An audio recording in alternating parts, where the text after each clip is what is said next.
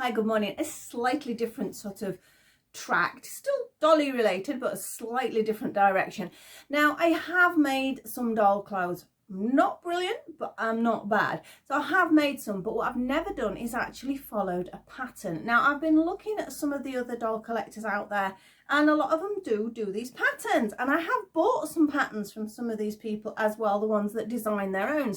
And so I've got a pile of these things, and I really need to get around. I have my sewing machine back there. It's not exactly my best friend. I'm not that skilled at using it. I'm great working with cotton. Any other fabric, nightmare. But we do cosplay here in the house, so you know there is a lot of things, because my son and my husband compete. Well, my granddaughters can, well, they've all done it at some point, so I can make costumes like that. But again, I sort of wing it. I don't really follow a pattern, and I want to learn to follow a pattern. So I've seen a few other people have used these simplicity patterns, and I noticed Hobbycraft had a sale on. These patterns are usually about £10 over here, £9.99 I think they are. But Hobbycraft had a sale on, and they were down to £4.95, and this is what I bought. So I bought these two patterns. Now these are Barbie sized. Now I'm quite good at sizing up and sizing down. I can usually work that out, so that's not a problem. But I want to be really good and actually follow the pattern. This will be a first, because as I say, I usually end up getting fed up, don't know what they mean, so I wing it. It usually works, but I think it's about time I learn how to actually use one of these patterns correctly. So what I'm going to do for the video is we're going to open up a pattern. We're going to look what's inside, because again, I'm like, what's in there? And what I'm hoping to do is then a progression from that video. First of all, we're just going to look how these patterns are laid out, what they do, because I've seen loads use it and they've made some great ones. I think this one's really cute. But we'll have a proper look at them top down and see what we can do. And let's see if I can actually get some of that ton of fabric out that I have and actually do something with it. So not quite sure how the video is going to play out, but I hope you're going to stay along with me. Like I say, this first one's going to be just having a little look at what the patterns look like, just in case you've thought about getting one but you weren't sure how they worked, and see whether they're easy enough to follow. And then hopefully next video I might have actually made something. So I'll see you in a second, top down, with these particular videos. See you in a moment. Well, here are the patterns. These are simplicity patterns, as you can see. I've always known them as a brand sort of for making clothing, and I have used some of theirs for making cosplay things. This is why I say when I'm sort of nervous about doing this, I don't know why really, because I have made jackets and things like that for cosplay, even though, like I say, I do have a tendency to go off on a tangent and do what I want with the pattern. But I think I should look at a pattern and do it properly. Now these are normally around £10-ish over here, which is I think a little bit expensive, but as I mentioned, Hobbycraft had a sale on. They were only £4.99, so I thought, right, this is the time. There was a couple of others as well, but these were the two I particularly chose. I just love, no, a little bit closer. I love the idea of this. I don't think I'll be doing that one just yet. I do like them, but I think they might be a little bit beyond me at the moment. But little things like the little tops or shorts, I think I could probably manage that out of those.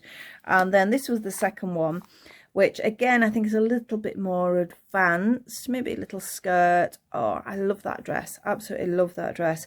So I love all of it, to be honest. As you can see, they are both simplicity. Those are the numbers if you're interested in getting them yourself.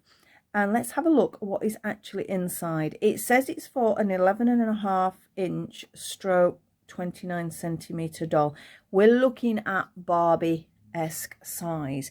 Now, as a doll collector myself, and I'm sure with yourselves, there is sort of sometimes just that tiny weeny difference in size between all of them. I mean, we can't even say Barbie's this now. Barbie comes in every shape and size. And to be honest, the curvy Barbie is one of my favourites. So some of these, if I decided I was making for her, I might have to add on a centimetre or so. So yeah, there might be a lot of adjustment, but I'm going to open this one, I think, to actually have a look how the patterns sit, because it's all right seeing them in the shop, but if you don't know what's inside or how you even do it, I mean, we've got all sort of the information, it's fabrics that it recommends, but there's so many different designs. Obviously it's probably every fabric you can imagine, things it recommends sort of as extras. approximate ideas of quantities for each. That's all written down there. But again, I usually pay absolutely no attention to anything like that because I don't do instructions. And let's have a look. This is the bit that scares me. I can remember when I have done them, I hate these thin paper patterns. Now, I suppose the other answer is I could trace these. You see, again, you get to this and I'm like, oh, I don't want to open all that. You know, I want everything. Perhaps I just want things too easy. Perhaps I'm just, let's look. I'm already getting stressed because of all these bits. Right. If I can just flatten that out, that'll give you an idea of what these patterns look like. Now, I think looking at them, they don't actually look that bad. I think it's just a case of being patient, sitting down and carefully cutting them out. That's the big skirt. I might go for something like that first. Although saying that, I'm going to want to do everything, aren't I? And again, it's time scale wise, how on earth I'm going to fit any of it in. But it doesn't look too bad. It doesn't look too painful. All right, there's another piece of information here, which is going to give me some of the instructions. And there's a cutting layout and everything. Obviously, they're all listed and numbered and in alphabet order, so it shows you can work out everything here. Few little sort of pieces of information. This is the sort of thing I need to really concentrate on, making sure, you know, when you get like these little markers for things to match up and where you've got darts and things, those are the things I really do need to teach myself sort of properly instead of sort of bodging it all up. That one looks too complicated. I won't be doing that one. And obviously you've got to think about the size. They're so fiddly. And you will find, I know when I've made a couple of other outfits, I have made like skirts and things like that. I can do that.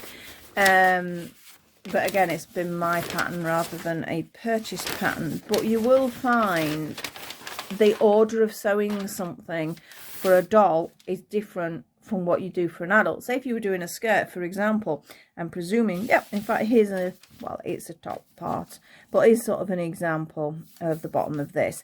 You hem it and then you do the back seam. If I was doing that for a person, I would be doing the seam, then I would be hemming it because the hem would enclose that area.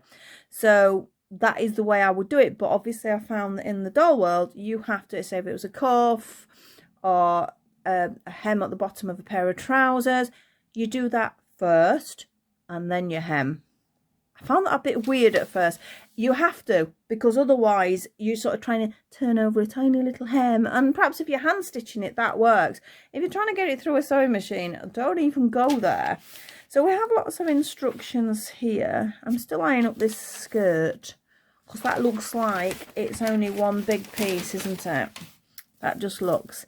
It says centerfold, so obviously that's ×2 when you're cutting it out. The hem on that you could actually get away with doing after the fact. I mean, this is skirt G. It says with right sides together. Oh, I'm gonna have to read all this and be good, aren't I? Then stitch centre back and then make a narrow hem. This might be the one to go first because basically, obviously that's, as it says, to the fold, so there has to be like double this size. So we just got to sort out a little bit round here, which I'll need to have a little look at. Just looks like it's an interfacing rather than an actual waistband. And then little gap there where we wouldn't be sewing up, and then we'll be just sewing and then hemming. Take a lot of hemming, a lot of patience, because folding over a hem when it's a big circle like that, you've got the curve to play around with as well. So that is a bit of a fiddle. But I think looking at it, I think it might be that skirt. I think I might make a nice flowy skirt. I think I'm actually going to make it for Cindy as well. So here are, as I said, the designs. Don't think I fancy doing all these fiddly bits here, but this definitely looks possible. Definitely looks possible. Yeah, there's a couple on there, so this should be quite good. But the most important thing to do is read, because it said about clipping curves, back openings with snaps, gathering darts. So I need to read all the sewing directions, which is what I have been guilty of not doing when I've come to make a cosplay outfit. They've all worked, they've all been great. I've been really pleased with them, and my son and my husband, I've won quite a few sort of competitions with some of the outfits. So, you know, I must have been doing something right. But I think I could be better. And I think that is the whole point. I thought by starting with a doll pattern, because obviously I have dolls, it might make my general sewing better. The only thing is, my sewing machine, I do not get on with lycras and jerseys. I can sew a cotton, that's why I'm thinking this could be a nice cotton skirt. This cotton, a lot of this could be cotton. So I think the machine will behave. I can hand sew, but there's certain things that I don't want to sit half an hour sewing something when I could do it 5 minutes on the sewing machine. So I have to master my sewing machine. I've got to now try and fold this up because I haven't got a clue how to fold it up. Oh dear, I'm in a mess now. I can't see where my fold is. I might fold that up after the fact. Otherwise you're going to see me battling with it. I'll just bring the other one in. So yeah, so again, this is going to be the same. Obviously this looks like it's from a particular designer. This one doesn't say it's from anybody particularly. It's just a simplicity one. Obviously this must have been a set of outfits that this particular, is it Andrea Skew? Apologies for that appalling pronunciation. But yeah, she's got some lovely outfits on there. I mean, this is gorgeous. And I love this one. I really do love this. I like the peasant blouse sort of look. I think that's really cute. So I'm going to have a go. So this is part one, showing me going, what do I do? And then hopefully I will get some of these patterns cut out. In fact, I could do it maybe just choosing the one, and then maybe sort of doing some of it along with you if anyone's interested in me doing that. And watch how the disaster unfolds. No, it won't. It's going to work well. It's going to work. She's going to come out with a very nice skirt. I mean, the fabric on that, well, I know that's a drawing, but that looks really lovely in that sort of, the way it sort of just drops, it flows. So I might have to clean my sewing machine or get sorted with it, choose some fabrics and get going. That's the theory. But we might be waiting a little while. I just wanted to share with you what I've bought. I know a lot of you have used these. Let me know if you did find them quite easy, or is it a case of there's a bit of fiddling about, which I know there will be size-wise. You haven't really got a choice on that.